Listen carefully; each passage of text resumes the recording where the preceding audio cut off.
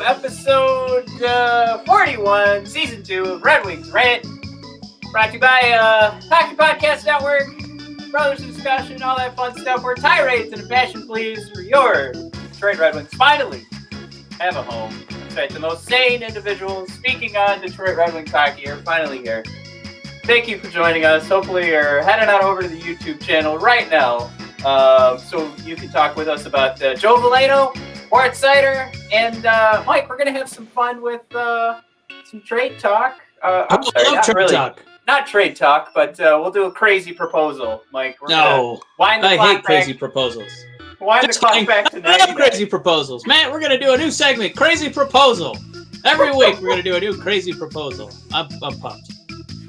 Well, it's based in reality, so it'll be fun to dissect. But before we have any fun. Oh, we have to do business? Yeah. Oh, well, I've heard basketball teams are entering the final month of the regular season as they gear up for the playoffs.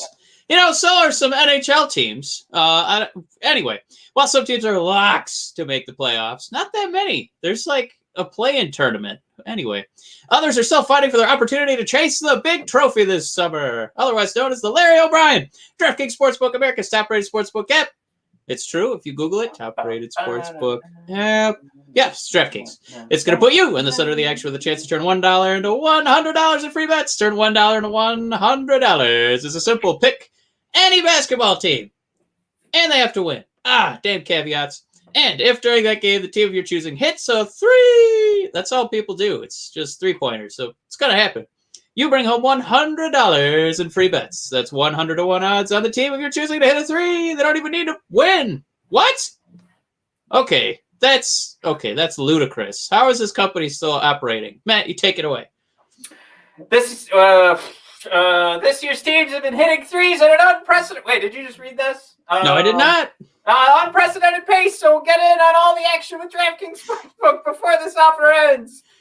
Then, before we lose our sponsorship, DraftKings is safe, secure, and reliable, so you can deposit and withdraw your funds at your convenience. Download the top-rated DraftKings Sportsbook app now and use promo code THPN when you sign up to turn $1 into $100 in free bets if that basketball team of your choosing hits a three. That's code THPN to turn $1 into $100 in free bets for a limited time only at DraftKings Sportsbook. Must be 21 or older, New Jersey, Indiana, or Pennsylvania only. New customers only. Restrictions apply. See DraftKings.com/sportsbook for details. Gambling problem? Call 1-800-GAMBLER, or in Indiana, call 1-800-9-WITH-IT. All right, the business is over. Matt, it's hockey time. Yay! All right, I love that by the time we're done with that first ad, the viewers are always like, oh, geez. I promise you guys, if anybody's listening to this later, it's just the one, and then we can get moving. All right. So, Matt, hockey-wise, we know based on all of our friends of the show, whether it's Ken Kell, Grind Line legend, Darren McCarty, all of them are saying, don't get upset about the wins and losses. These games don't matter for the next half a decade. But, you know what, Matt? We got the Columbus Blue Jackets coming around. So, wins and losses still don't matter. But if you kind of feel like, well, I kind of want to tune in, see how the Red Wings are doing. I want to see how some of the kids are doing. Matt, this looks like a series to maybe tune in for.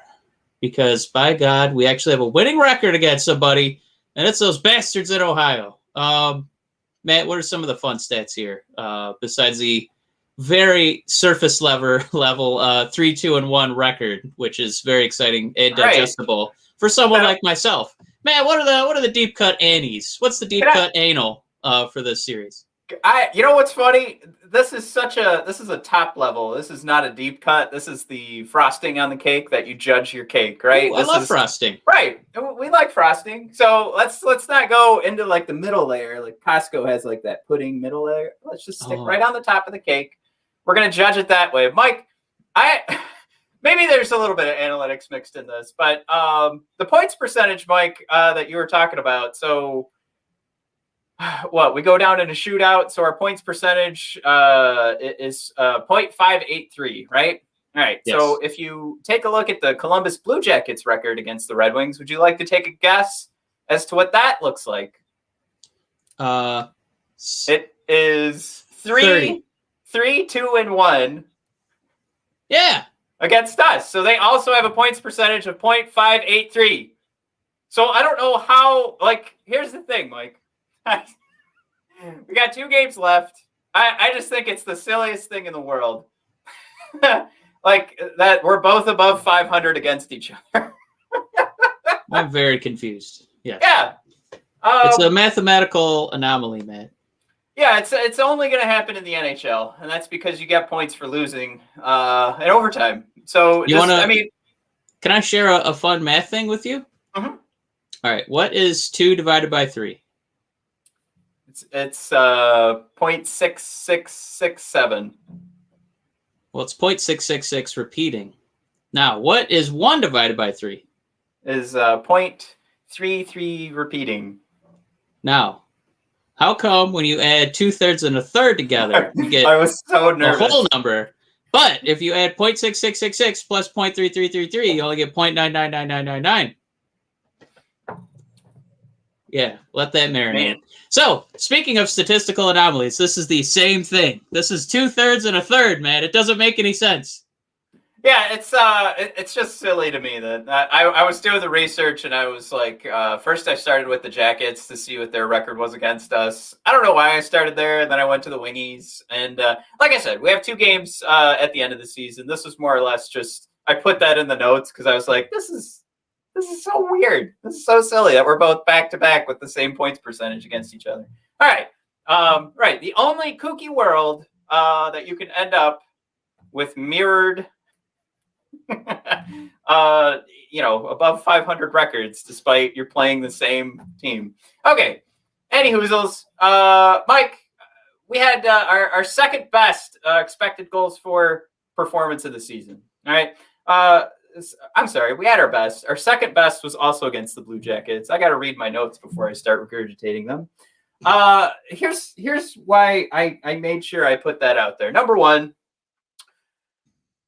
we got to take it with the tiniest little grain of salt when we have such a great performance, because Columbus also sucks. So I was just kind of looking at it going, okay, I guess it makes sense. We've had 2 pretty good games from an expected goals for, not percentage, but just the total number. And they were both against Columbus, right? But here's the other side of it, Mike. Let's just eliminate that just for a second. Mike, when your expected goals for is that high, that means you're putting good shots on the net. It means you're making the plays to get out in front of the net. Unfortunately, it's just on one side of the coin. We've had games where expected goals is around 1, and we walk away with 4 goals.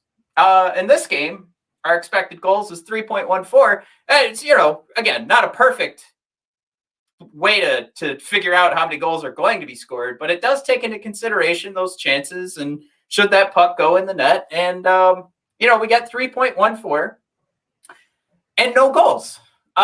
Just a reflection, I think, just like in the last game, that we truly are lacking in talent. It is very hard to get a win with this team, even when, Mike, I dare say, the team was coached pretty well. And I got into quite a big spat. Big spat last night about whether or not Blashill did a good or bad job coaching last night. I just got to say, I don't know how you can't fudge these numbers. We all have decided that expected goals is a great way to measure a team's success. And the Red Wings just had their best expected goals for game of the season. And they tried to take advantage of a very weak Columbus Blue Jackets team. And Elvis Merzlikins just took the game away. I'm going to say, and a couple of people this morning kind of came around with the big argument I was making last night. But, I mean, it's a good effort by the Red Wings, and it got taken away. And it was not any fault of the coaching.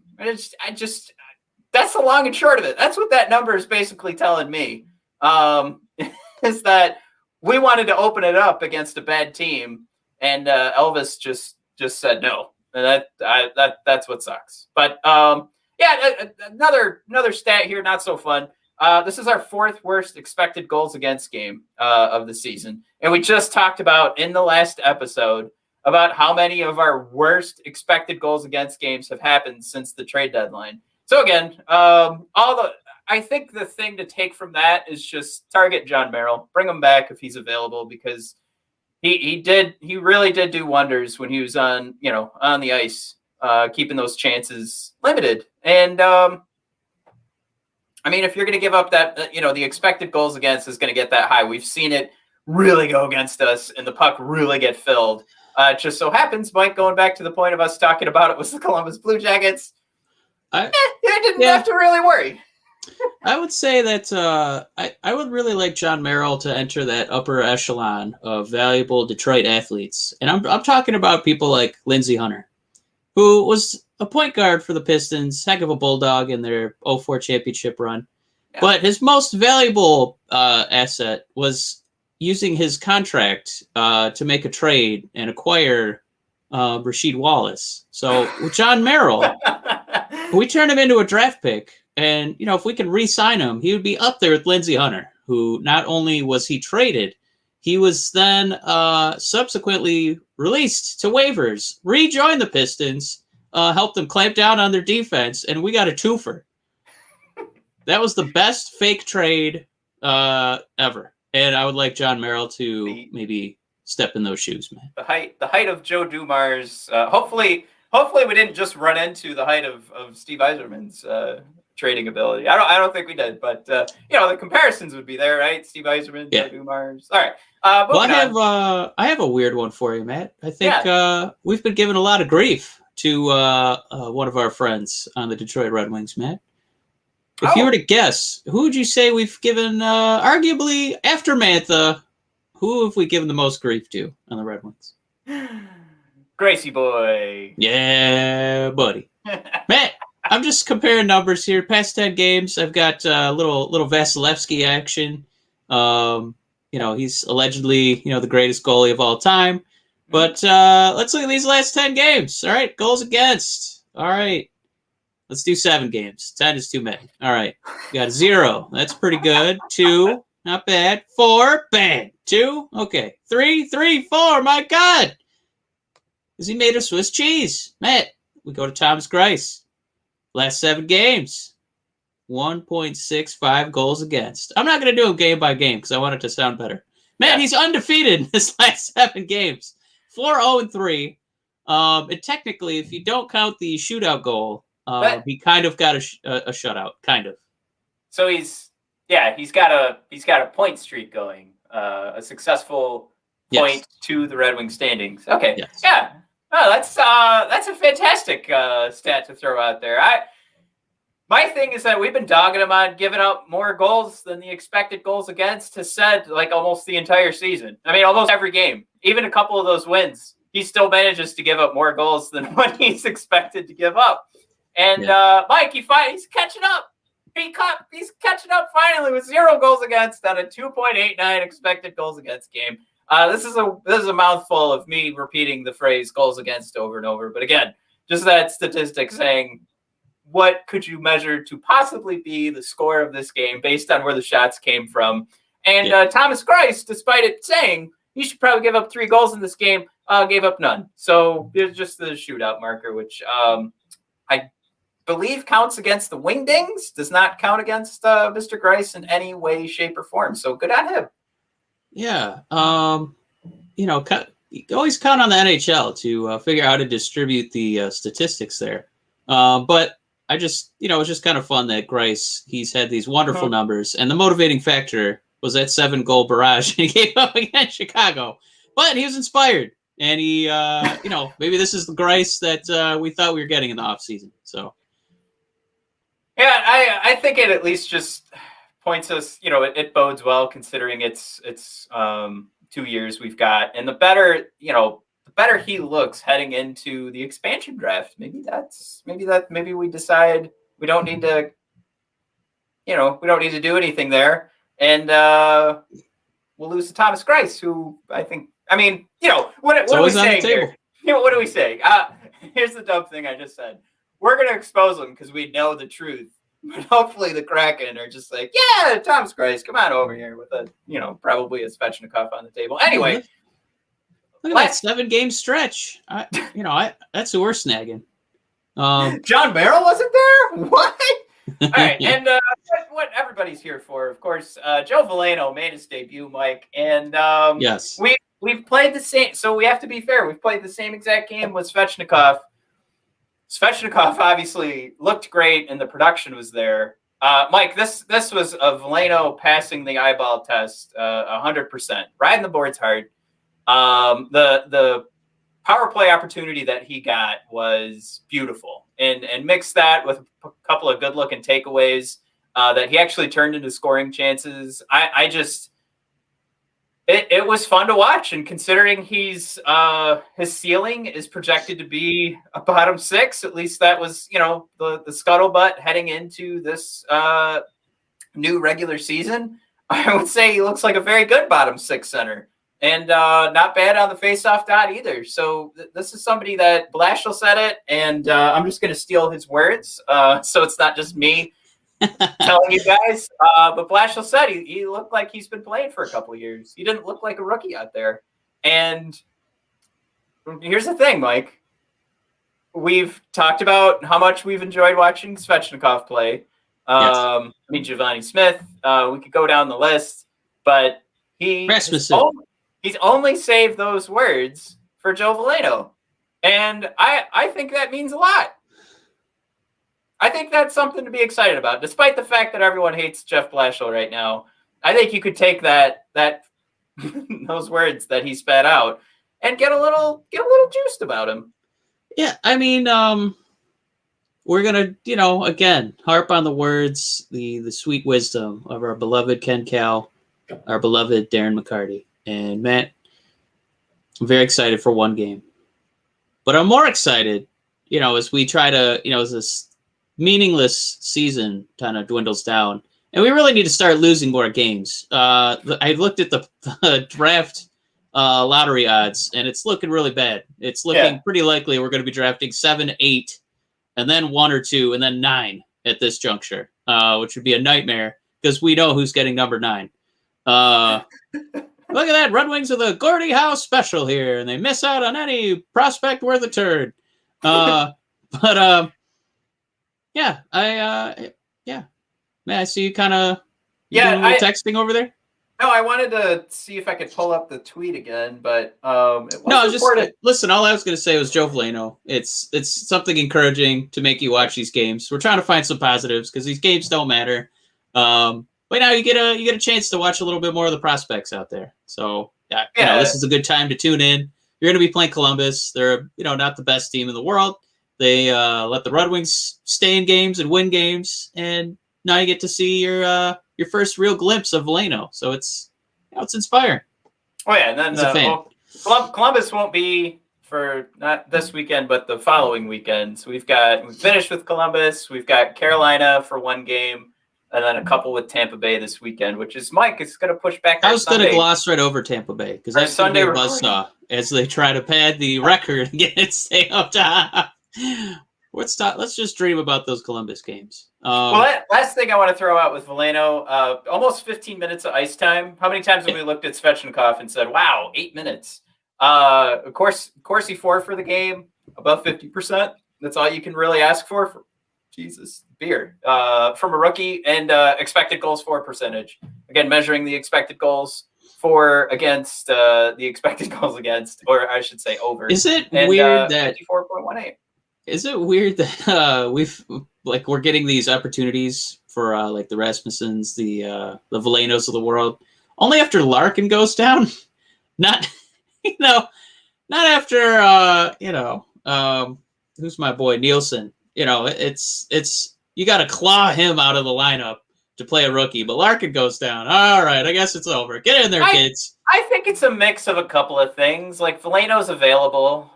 He's back from Europe. I'm going to take Yzerman's side on this for a minute, but Veleno is made available. He gets through not only COVID protocol, but then concussion protocol. And then just there's so many injuries. There's so few guys to pick from right now that are, one, exciting, and two, probably, have the skill to keep up with the NHL. Because at least Veleno has been playing SHL for a while. That's my pro Yzerman Blashill argument for the night.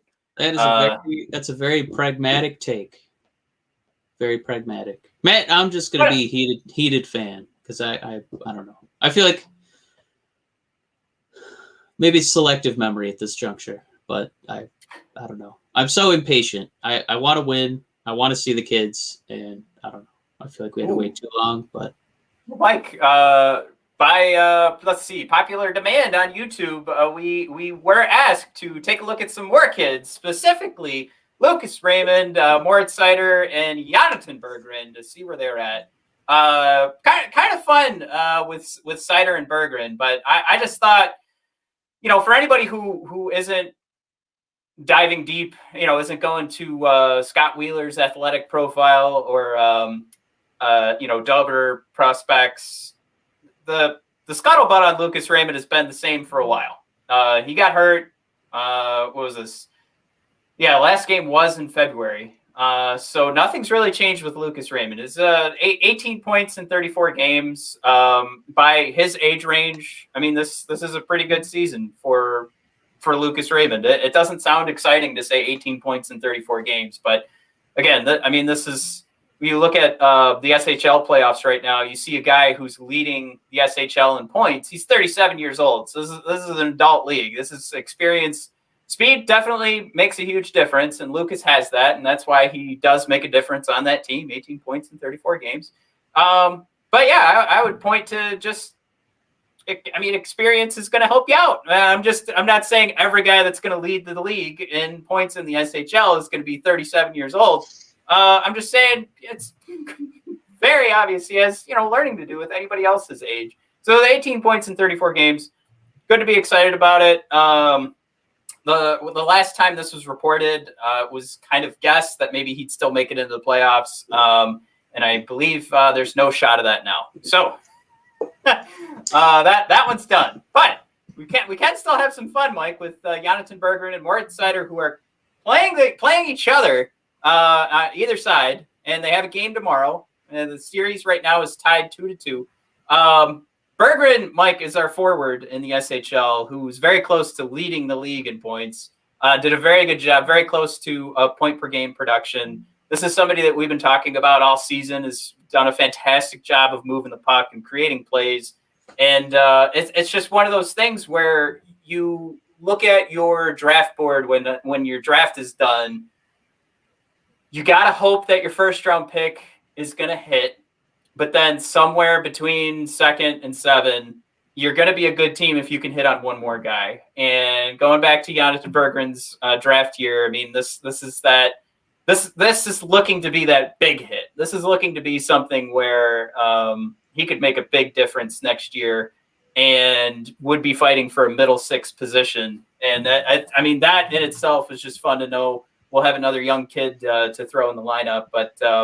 Mike, he's got 4 points in 11 playoff games. Got the assist on game winner for the last one. He's playing for, I'm probably going to get this wrong, and it's Skellefteå.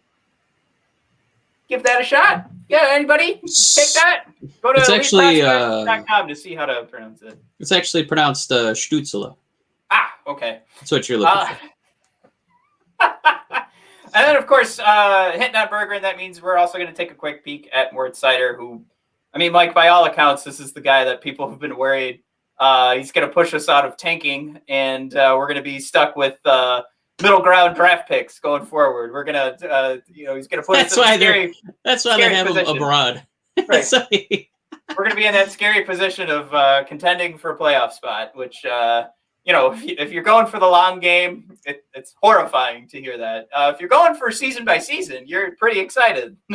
But Mike, Moritz Seider, he was Elite Prospects SHL Player of the Year. I mean, oh wow, come on, it's a beautiful thing. Everything that we've seen and talked about, the work done by like Prashant Iyer, who does Winging It in Motown and works with The Athletic.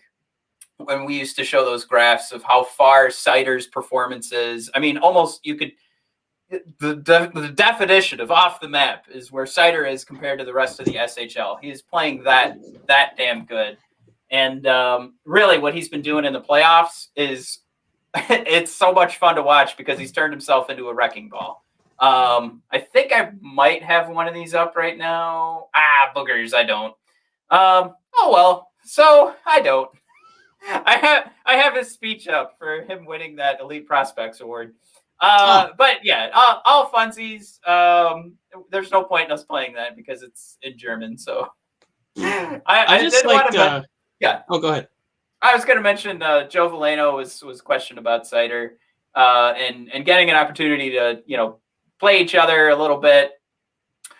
Veleno said he's been outstanding in every aspect of the game. I think especially physically, Veleno said of Seider. And going back to that mention, if you go and look at any of Seider's highlights in the playoffs, he's just a wrecking ball. All right, so back to what Veleno was saying. He's also able to produce offense, to join the rush. He's just improved in so many areas of the game. And you got to think that Veleno is going to be excited at the prospect of playing with Seider next year. And I think we should all be excited to see Seider. But ultimately, yeah, this is three of our top guys. This is definitely we have the request to talk about these guys. There's a reason, because they're going to bring wins. But just keep in mind, even if they brought 5 wins, this year we're still in 6th place in the division. So that's bringing a lot, I would say. Bringing 5 wins, 3 rookies. That's a lot. So yeah, even if they are great, it's going to take quite a bit to make this team playoff contender.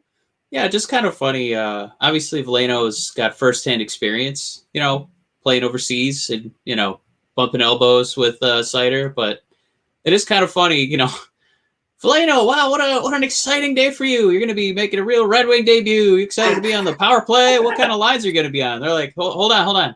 Yeah, that's fine. Can you tell us about Mo Seider? What's he like? What's his favorite food? What's he like? Oh my God, that's so cool. You played with Seider? Wow. I'm actually lacing up. Yeah, it sounds great. But man, Mo Seider. He has those long flowing locks. Did you happen to see? Did one of them breeze by you? Shampoo. I gotta know the shampoo. I really love that stat you brought up. Even if they bring 5 more wins, we'll still be in the bottom. So I think that's got to be, Yzerman with the abacus, just trying to figure out if we can still get a good draft pick. If I give Mo Seider maybe just 15 minutes a game instead of 20. Yeah, I'll try and handcuff him. I'll put him on the bottom pairing. He'll be our 7th defenseman. And I'm not suggesting either that for their entire careers, those 3 would only add 6 we wins. just need a team to get one more, just a top pick, a 1-2 pick, 1-2-3. Or, Mike, is there a way to land that top pick? Oh no! And not have to worry about losing next year, Mike, because I was reminded today, thank you to Twitter, of the beautiful move that Mike Ditka made in 1999, and these are just crazy stories coming out because the NFL draft is on its way.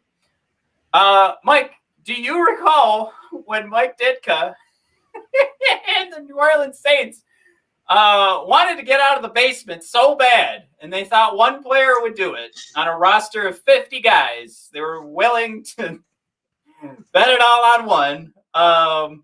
Mike Ditka traded away all of his picks from the 1999 draft, all of New Orleans picks, and first-round pick in 2000 and a third-round pick in 2000, which LeVar Arrington actually became the first-round pick in 2000. That's a pretty good pick.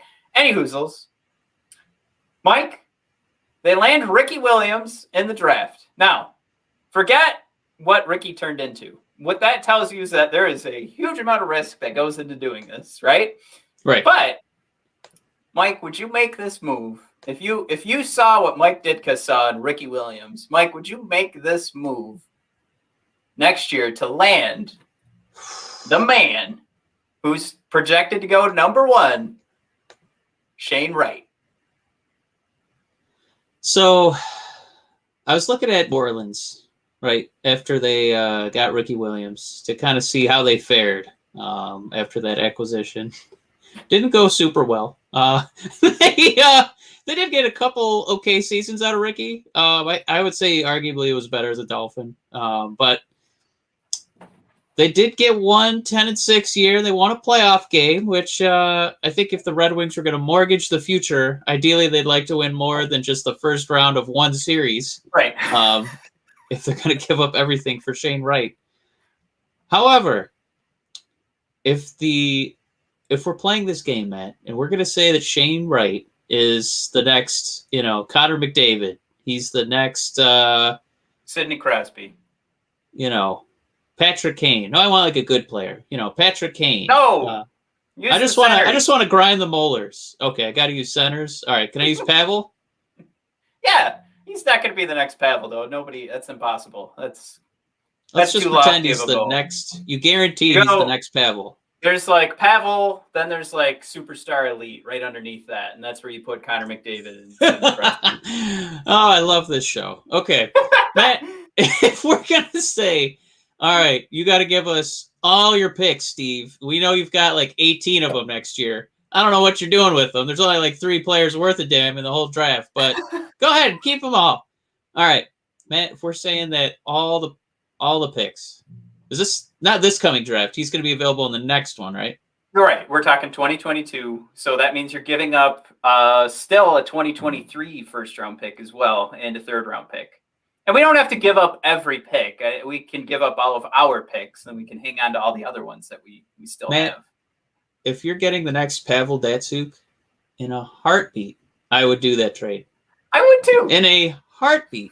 The whole reason we get all these picks is to find a Datsyuk, right? Uh-huh. That's great. We, iced the team. Fantastic. You know what wins? Guys who score. We don't do score. You know what Datsyuk did? He made pucks go in nets. Matt, it's madness to think that you should hold on, to some guy who's maybe going to be a fourth liner in like 4 or 5 years. He's going to, with the right development and the right go get him coaching attitude. Who cares? We're here to win championships. If you're telling me you're going to have a new first line Pavel Datsyuk for 15 years, right? Fuck yeah, I'd make that trade. That's the whole point of this. This has been such a sure thing in the NHL prospect community that Shane Wright wasn't only in the NHL video game this year. He was in it last year. They were like, wow, look at that 10-year-old kid. He's going to be amazing. And it's happening. Mike,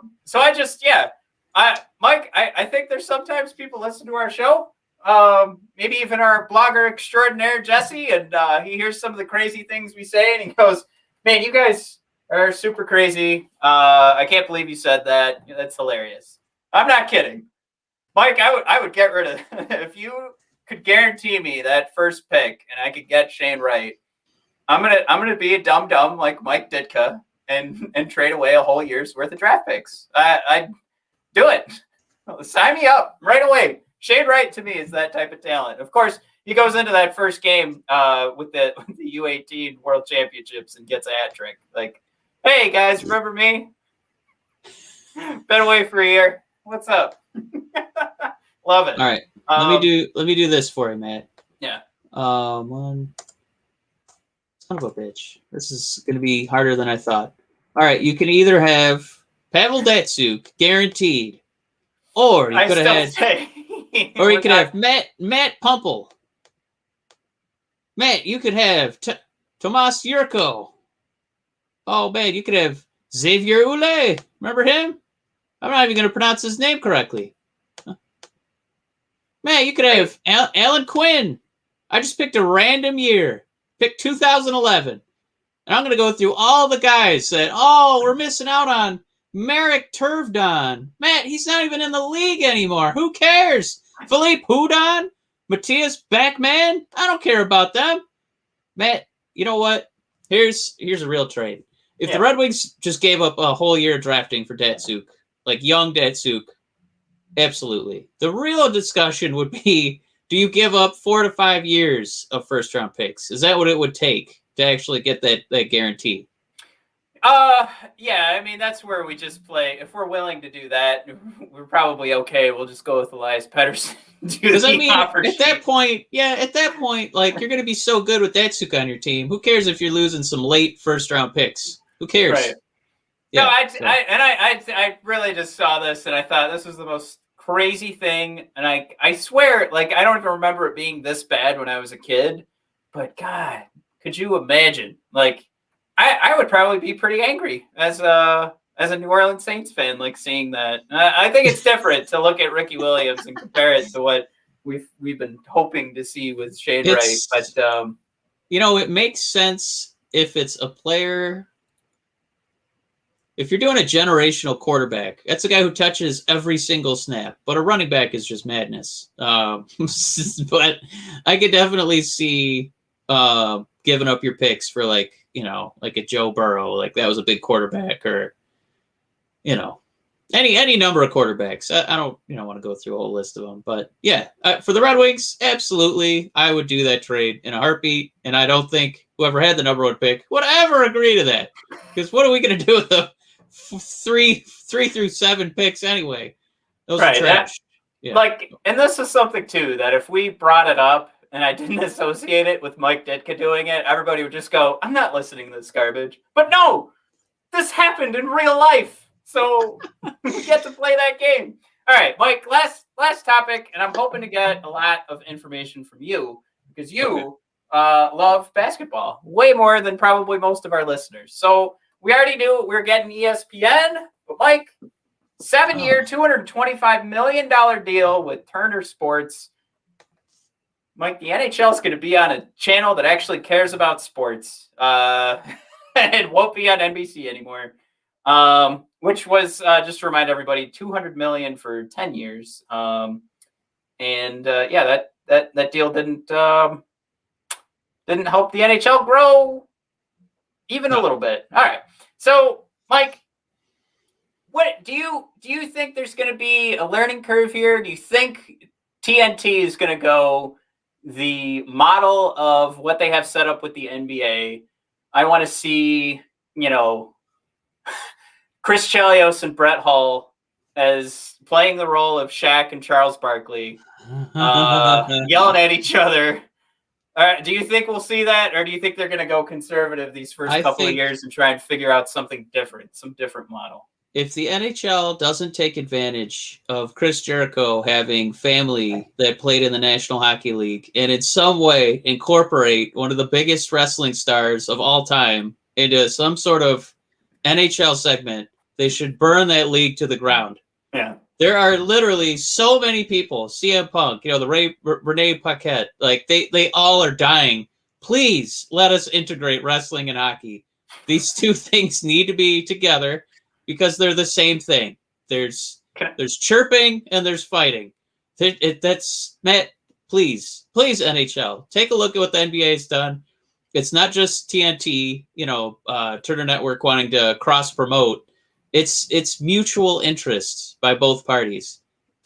Please take advantage. Can I just say though, it has to be TNT because they've been on NBC for years, and they never once did they say, "Hey, on USA on Monday is, on our other channel is Monday Night Raw. If you guys want to check it out." Never once. I never saw an NXT commercial during a hockey game.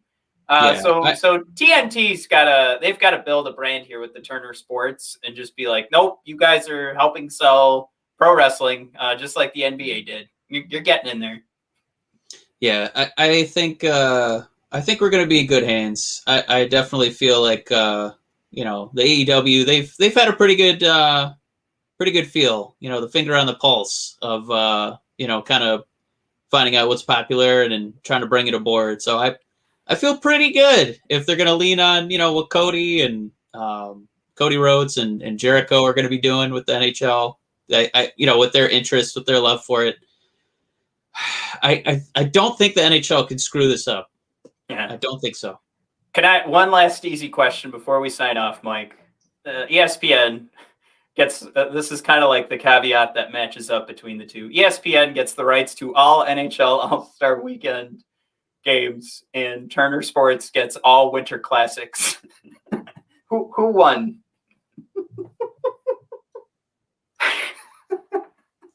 Like, do I have to acknowledge that question with an answer? When I saw that, I hope that Disney and ESPN were like, what?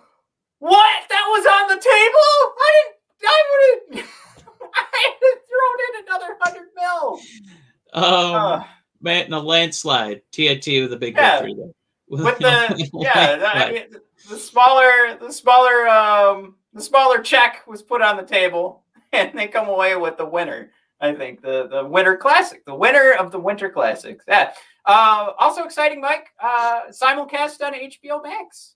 This is just. I like it a lot. I'm paying for it all around. Yeah, me too. That's good for me.